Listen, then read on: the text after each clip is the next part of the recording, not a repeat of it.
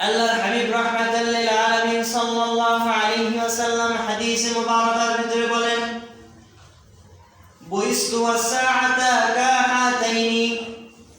আল্লাহ নবী সাহাবীদেরকে একদিন দুইটা আঙ্গুল উঁচু করে বললেন যে, সাহাবীরা, আমি এবং কিয়ামত এই দুইটা আঙ্গুলের মতো। যেইভাবে এই দুইটা আঙ্গুল পাশাপাশি দাঁড়িয়ে আছে, একইভাবে আমি এবং কিয়ামতের ভিতরে তেমন কোনো ব্যবধান নাই। আল্লাহু আকবার। তাহলে আল্লাহ নবী ১৫০০ বছর আগে বলেছেন, দুইটা আঙ্গুল যেমন পাশাপাশি আমি এবং কিয়ামত তেমনি কাছাকাছি। আমার মাঝে, আমার আগমনের মাঝে এবং কিয়ামতের আগমনের মাঝে তেমন কোনো পার্থক্য নাই।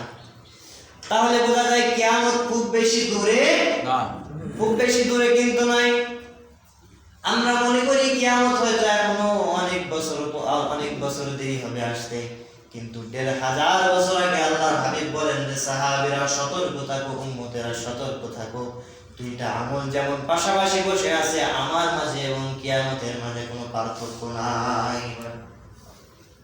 সম্মানিত হাজিরিন, তাহলে কিয়ামতের সর্বপ্রথম আলামত আল্লাহর নবীর আগমন। বলেন সুবহানাল্লাহ। আল্লাহর হাবিবের কাছে একদিন জিবরাইল আলাইহিস সালাম আসলেন। আসার পরে আল্লাহ নবীকে তিনটা প্রশ্ন করলেন।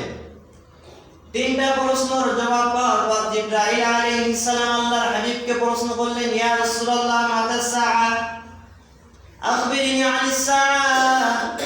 হে আল্লাহর নবী, আপনি আমাকে কিয়ামতের দিন সম্পর্কে সুসংবাদ দিন। সেই কঠিন কিয়ামত কবে ঘটবে, কোন দিন সেই কিয়ামত হয়ে যাবে, ওই দিনটার কথা একদিন বলেন। আল্লাহর হাবিব বললেন, মা মাসউলুন আনহা বিআলামা মিনাস সাইল। রে জিবরাইল, এই দিনের কথা আমি বলতে পারবো না, কারণ আমার থেকে তুমি তো একেবারে কম জানো না, আমি এই সংবাদ তোমাকে দিতে পারবো না। জিবরাইল আলাইহিস সালাম সাথে সাথে প্রশ্ন করলেন, ফাআখবিরনি আন ইমারাতিহা। হে আমার হাবিব, হে আল্লাহর হাবিব, আপনি আমাকে কিয়ামতের আলামত সম্পর্কে কিছু জ্ঞান দান করেন। কোন আলামতগুলো পৃথিবীতে দেখা গেলে কিয়ামত হয়ে যাবে, সেই সংবাদ আমাকে দিন। আল্লাহর নবী সেদিন বলেছিলেন, ইনতালিদাল আমাতু রাব্বাতাহা ওয়া আনতারাহুল হুফাতাল উরাতাল আলাতা রিআয়াশ শাইয়াতা তাওয়ালুনা ফিল বুনিয়ান।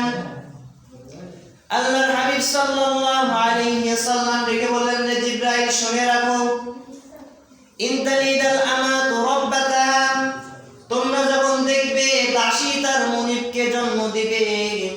দুনিয়ার ভিতরে যে রাখালগুলো পায়ে দেওয়ার মতো জুতা ছিল না, গায়ে দেওয়ার মতো কোনো পোশাক ছিল না, এই শ্রেণীর গরিব মানুষগুলো, না খেয়ে থাকা মানুষগুলো, উলঙ্গ মানুষগুলো যখন সমাজের ভিতরে বড় বড় বিল্ডিং বানানোর প্রতিযোগিতা শুরু করবে, এই মানুষগুলো যখন ধন সম্পদ নিয়ে মানুষের সাথে প্রতিযোগিতা করবে, বুঝতে পারবে আর কিয়ামতের বেশি দেরি নয়। আল্লাহু আকবার। তাহলে আল্লাহর হাবিব এই হাদিসে পাকের ভিতরে দুইটা আলামতের কথা বলেছেন। এক নাম্বার, দাসী তার মুনিবকে জন্ম দিবে। হাদিসের ব্যাখ্যাটাই মুহাদ্দিসগণ ব্যাখ্যা করেন, দাসী মুনিবকে কিভাবে জন্ম দিবে। এই হাদিসের ব্যাখ্যায় মুহাদ্দিসগণ লিখেছেন, কিয়ামতের আগে এক শ্রেণীর মানুষ আসবে, যে মানুষগুলো তাদের মায়ের সাথে, তাদের বাবার সাথে দাসীর মতো ব্যবহার করবে। নাউজুবিল্লাহ। তাহলে কিছু সন্তান কিয়ামতের পূর্বে মায়ের সাথে, বাবার সাথে দাসীর মতো আচরণ করবে, এটা কিয়ামতের আলামত। বলেন নাউজুবিল্লাহ। দুই নম্বর ব্যাখ্যায় মুহাদ্দিসগণ বলছেন যে কিয়ামতের পূর্বক্ষণে কিছু আধুনিক মানুষ আসবে, তারা পেটের ভিতরে সন্তান ধারণ করতে চাবে না, এই জন্য কি করবে, গরিব রাষ্ট্র থেকে তারা মহিলা ভাড়া করে নিয়ে পশুর মতো তাদের উপর প্রজনন ক্ষমতা প্রয়োগ করে তাদের ভিতর থেকে সন্তান গ্রহণ করে। বলেন নাউজুবিল্লাহ।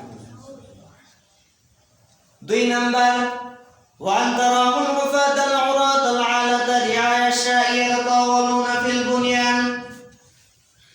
দুনিয়ার ভিতরে যারা রাখাল, যারা গরিব মানুষ, গায়ে দেওয়ার মতো পোশাক নাই, পায়ে দেওয়ার মতো জুতা নাই, এই মানুষগুলো যখন সমাজের ভিতরে বিল্ডিং বানানোর প্রতিযোগিতা শুরু করবে, বুঝতে পারবে আর কিয়ামতের বেশি দেরি নয়। মানে নাউজুবিল্লাহ। দেখবেন দূরে যাওয়া লাগবে না, আমাদের এই সমাজের দিকে যদি তাকান, এখান থেকে 50 বছর পূর্বে ইটের তৈরি কোনো বিল্ডিং এই গ্রামে ছিল না। এবার আপনি যদি আরব কান্ট্রিতে তাকান, সৌদি আরবে যদি আপনি তাকান, একটা সময় ছিল আল্লাহর নবী যখন এসেছিলেন এখান থেকে 1000 বছর পূর্বে যদি আপনি যান, দেখবেন ওই আরবের মানুষের ভিতরে খাবার বড় অভাব ছিল, বড় বড় বিল্ডিং তাদের ভিতরে ছিল না, তাদের ওই মরুভূমির ভিতরে কোনো ফসলও জন্মাতো না, তারা গরিব ছিল। অথচ আজকে আল্লাহ তাদেরকে এত প্রাচুর্যতা দান করেছেন। দুনিয়ার ভিতরে সবচেয়ে ধনী রাষ্ট্রের ভিতরে রাষ্ট্র হিসাবে সৌদি আরব একটা, ঠিক কিনা বলেন? এটা হলো কিয়ামতের একটা আলামত যে বর্তমানে যারা গরিব, যারা রাখাল, গায়ে দেওয়ার মতো পোশাক নাই, খাওয়ার মতো কোনো তেমন খাবার নেই, পায়ে দেওয়ার মতো জুতা নেই, এই মানুষগুলো একসময় এত পরিমাণে ধন সম্পদ হয়ে যাবে, তারা একজনের সাথে আরেকজন বিল্ডিং বানানোর প্রতিযোগিতা দেবে। নাউজুবিল্লাহ।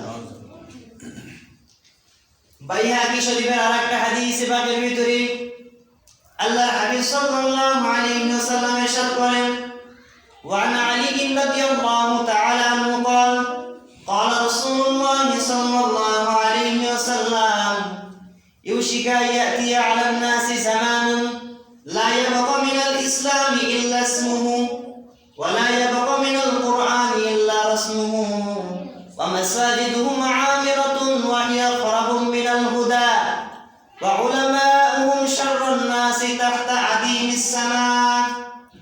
বাইহাকি শরীফের হাদিসে পাকের ভিতরে আল্লাহর নবীর প্রিয় সাহাবী আলী ইবনে আবি তালিব রাদিয়াল্লাহু তাআলা আনহু হাদিস বর্ণনা করেন।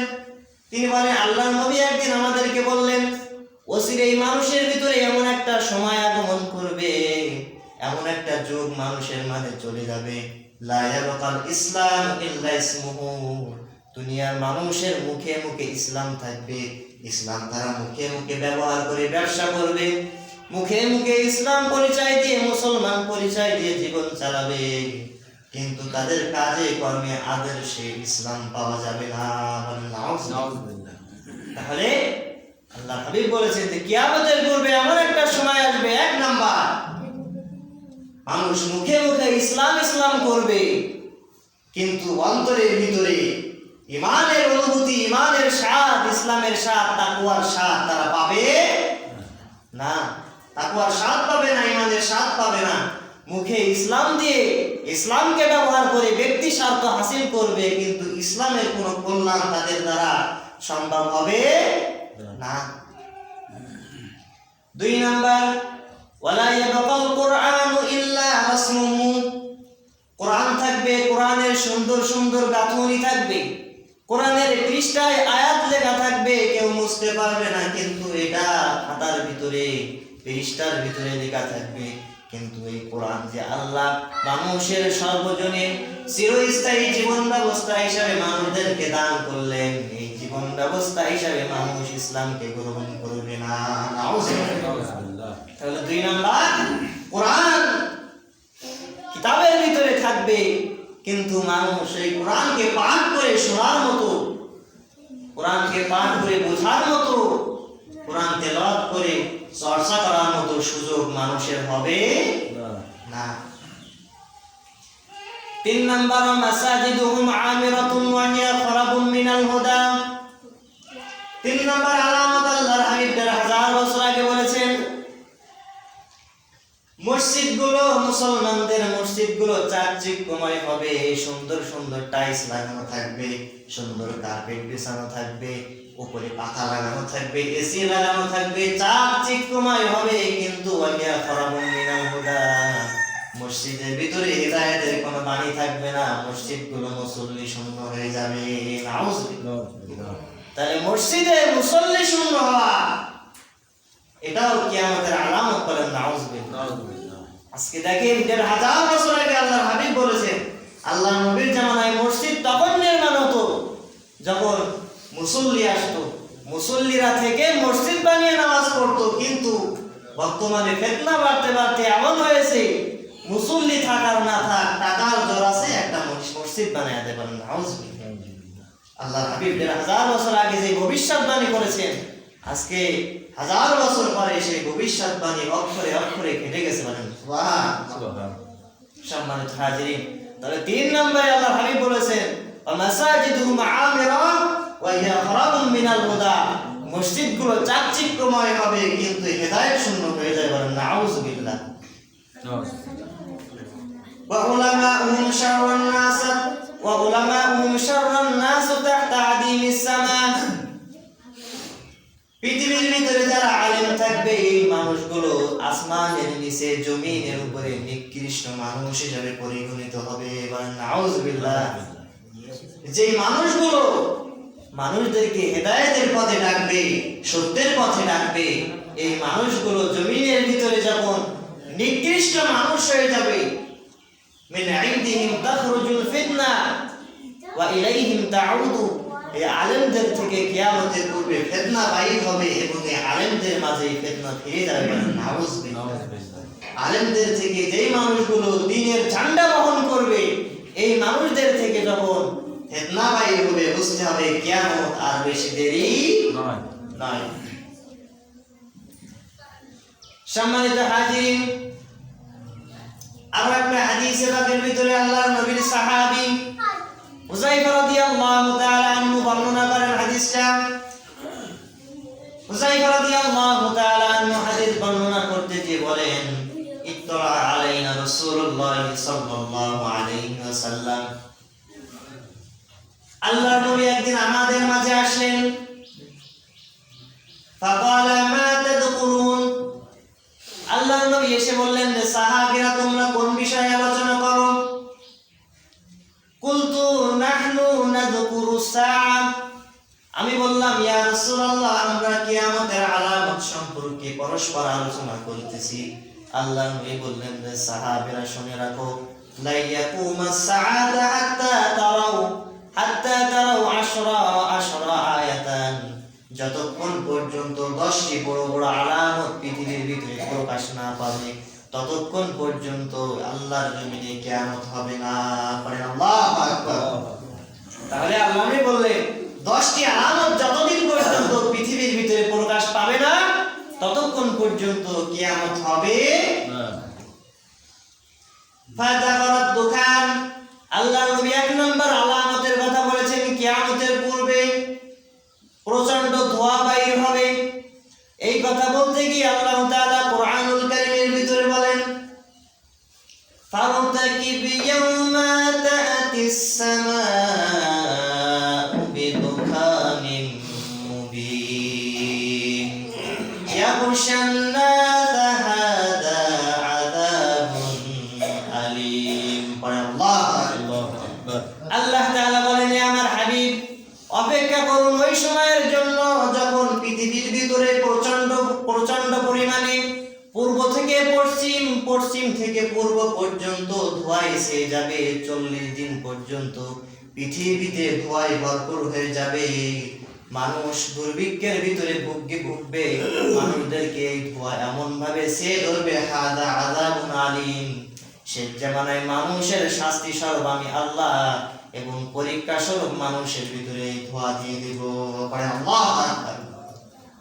তাহলে 1 নাম্বার আল্লাহ হাবিব বলেছেন যে